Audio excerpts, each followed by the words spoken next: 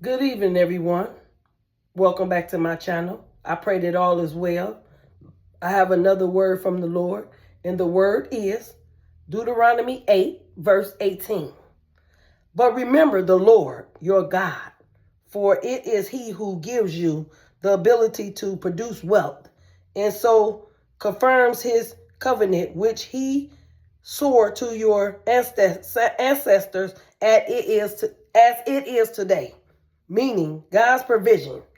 The verse directly states that it is the Lord, your God, who gives you the power to get wealth. This emphasizes that God provides the ability, wisdom, and opportunities that lead to financial success.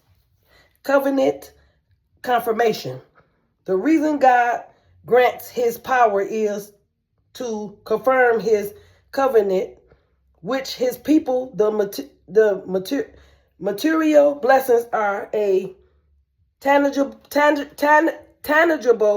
sign of his faithfulness to the promise made to the people.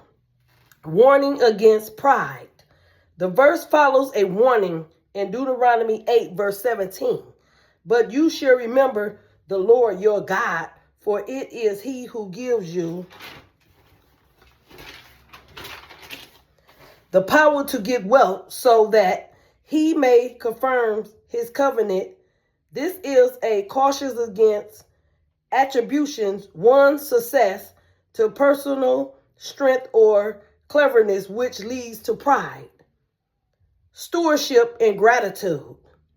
Therefore, believers are called to be grateful for what they have, recognizing it is a gift from God.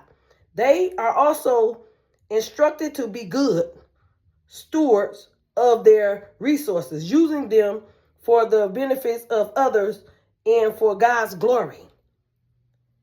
Content of obedience. The principle extends to the broader message of Deuteronomy, where blessings are tied to obedience to God's commands. Obedience and pride can lead to destruction, just as they did for the nations that were judged by God.